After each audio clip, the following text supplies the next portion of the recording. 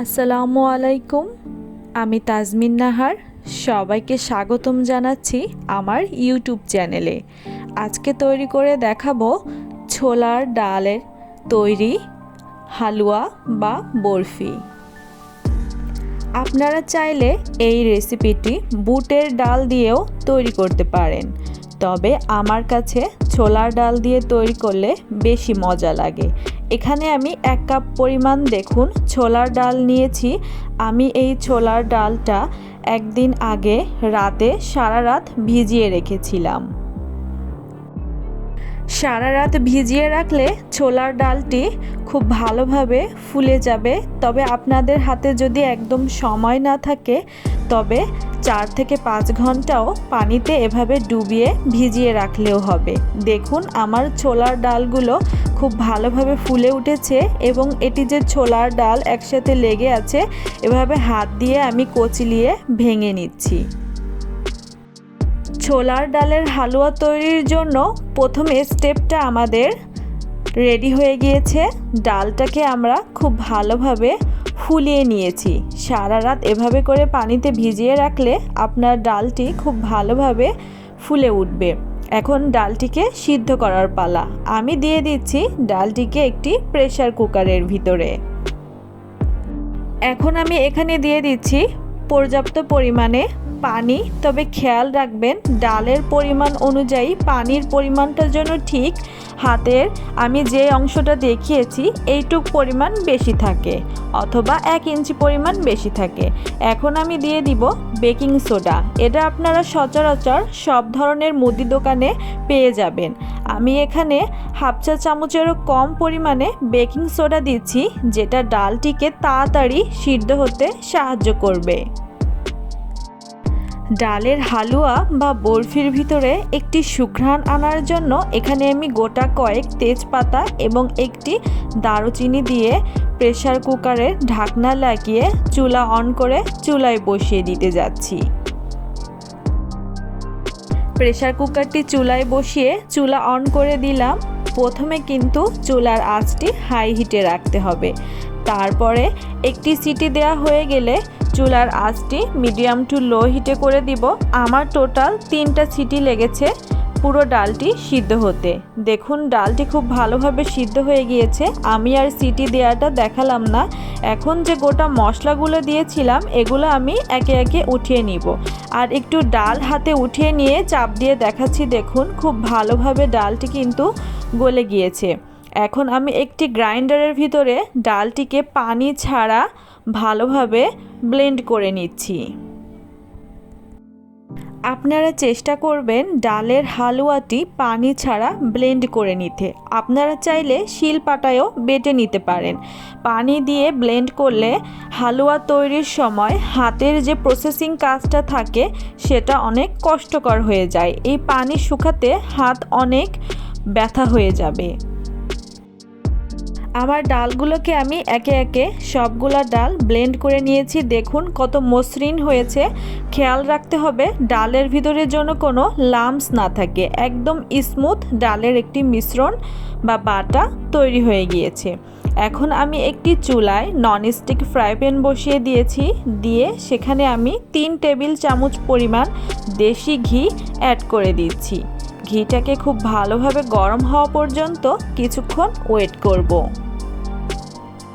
চুলার আঁচটি প্রথমে হাই হিটে দিয়ে ঘিটিকে গরম করে নিয়েছি। এখন ঘিটি ভালোভাবে গরম হয়ে এলে আমি সেই ডাল বাটাটা দিয়ে দিচ্ছি।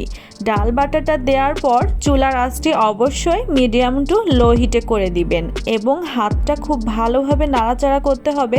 দেখুন আমি যেভাবে ঘুরিয়ে ঘুরিয়ে অনেক দ্রুত ঘিয়ের সাথে ডালটিকে খুব ভালোভাবে মিশিয়ে নিচ্ছি। আপনাদেরকেও এভাবে করে তৈরি করে নিতে হবে, না হলে নিচে ডালটা পোড়া লেগে যাওয়ার একটা চান্স থেকে যাবে। আর এই রেসিপিতে ডাল যদি নিচে লেগে যায় তাহলে একটা গন্ধ চলে আসবে, খেতে খুব বেশি ভালো হবে না। এখন আমি দিয়ে দিচ্ছি 1/4 কাপ পরিমাণ চিনি। আমি চিনিটা একবারে দিয়ে দিচ্ছি না, একটু অল্প করে দিয়ে দেখব। মিষ্টিটা বেশি হলে তখন আর কমানো যাবে না। আপনারা চাইলেও আমার মতো এভাবে করে প্রথমে চিনি অল্প দিয়ে পরে আবার বাড়িয়ে দিতে পারেন। চিনির থেকে কিছুটা পরিমাণে পানি বের হয়েছে। আমি চুলার আঁচটা কিন্তু মিডিয়াম টু লো হিটে রেখে আবারও আমি 1/4 কাপ চিনি দিয়ে দিচ্ছি এবং মিষ্টির স্বাদকে ব্যালেন্স করার জন্য হাফ চা চামচ লবণ দিয়ে দিয়েছি। আমার কাছে চিনিটা একটু কম মনে হয়েছে, এজন্য আমি দ্বিতীয়বার আবারও 1/4 কাপ চিনি অ্যাড করেছি। টোটাল আমার চিনি লেগেছে হাফ কাপ পরিমাণ। আপনারা আপনাদের মিষ্টির স্বাদ অনুযায়ী চিনির পরিমাণটা কমিয়ে বা বাড়িয়ে নিতে পারেন।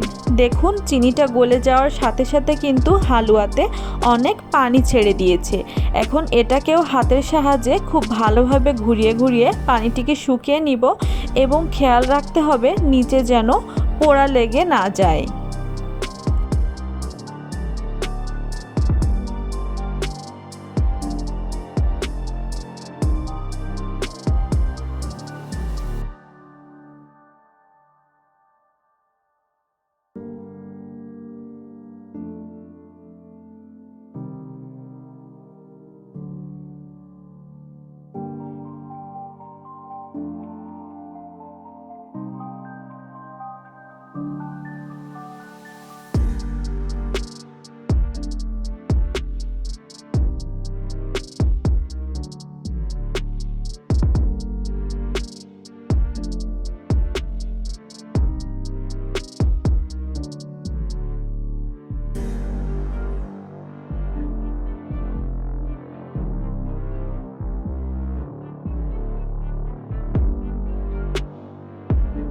ডালের ভিতরে পানির পরিমাণটা ঠিক এরকম একটু পাতলা থাকা অবস্থাতেই আমি এখানে অ্যাড করে দিব গুঁড়া দুধ। এখানে আমি ডিপ্লোমা গুঁড়া দুধ দিয়েছি।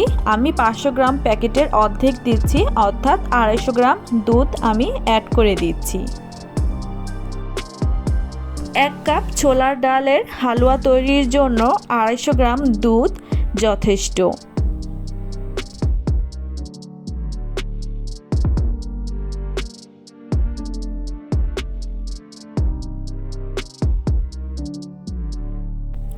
গুঁড়া দুধটি দেওয়ার পরে এভাবে ঘন ঘন নাড়াচাড়া করে গুঁড়া দুধকে ডালের সাথে খুব ভালোভাবে মিশিয়ে নিয়ে নিচ্ছি।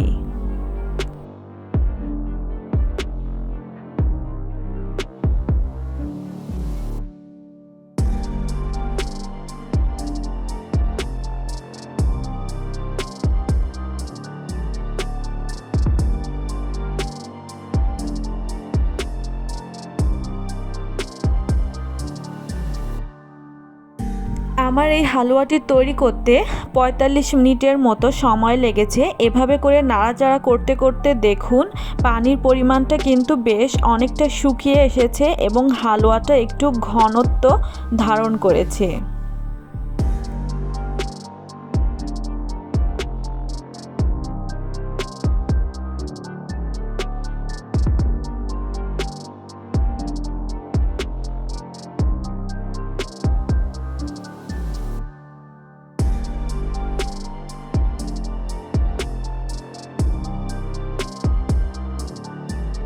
হালুয়াটা যখন দেখবেন একটা নির্দিষ্ট জায়গায় দলা পাকিয়ে থাকতেছে আর কড়াইতে ছড়িয়ে যাচ্ছে না, তখন বুঝতে হবে হালুয়াটা তৈরি হয়ে গিয়েছে এবং এটাকে একটা নির্দিষ্ট শেপ আকারে পরিবেশন করার মতো প্রস্তুত হয়ে গিয়েছে।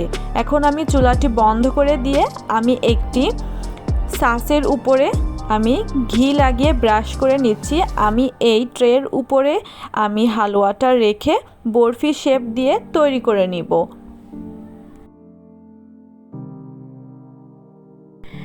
ডিশটাকে অবশ্যই খুব ভালোভাবে ঘি দিয়ে ব্রাশ করে নেবেন, তাহলে হালুয়াটি নিচে লেগে গিয়ে আর ওঠানোর সময় ভেঙে যাবে না। এই কাজটি অনেকে ভুলে যায় এবং হালুয়ার শেপ তৈরি পারফেক্ট হয় না।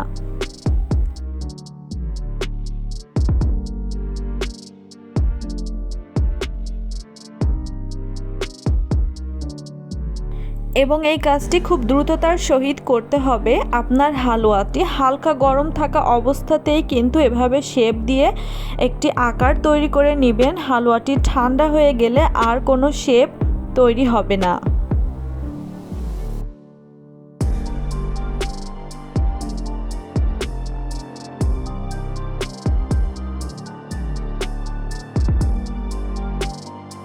আমি হালুয়াটিকে দেখুন এভাবে করে চেপে চেপে একটি সমান্তরাল শেপ দিয়ে নিয়েছি এবং এটাকে আমি ছুরি দিয়ে বরফি আকারে কেটে নিব।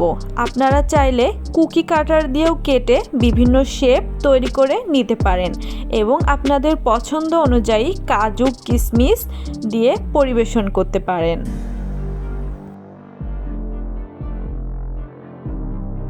হালুয়াটিকে কিন্তু গরম থাকা অবস্থাতেই কোনো শেপ দেয়া যাবে না, তার মানে কেটে পিস পিস করা বা কুকি কাটার দিয়ে কাটা যাবে না। হালুয়াটি একটা সমান্তরাল প্লেটে রেখে চেপে সুন্দর করে সমান করার পর যখন ঠান্ডা হয়ে যাবে তখন এটিকে একটি শেপে দিবেন, তাহলে এটি খুব সুন্দর একটা শেপ ধারণ করবে এবং হালুয়াটি ভেঙে যাওয়ার আর কোনো ভয় থাকবে না। আমি আমার পছন্দ মতো কিশমিশ দিয়ে হালুয়াটিকে ডেকোরেশন করে নিচ্ছি। এখন এটিকে বরফি শেপে তৈরি করে নিয়েছি, স্কোয়ার বরফি শেপ তৈরি করে নিয়েছি আমি। রেসিপিটি ভালো লাগলে অবশ্যই আমার ইউটিউব চ্যানেলটি সাবস্ক্রাইব করে পাশে থাকবেন। সবাই ভালো থাকবেন। খোদা হাফেজ। আসসালামু আলাইকুম।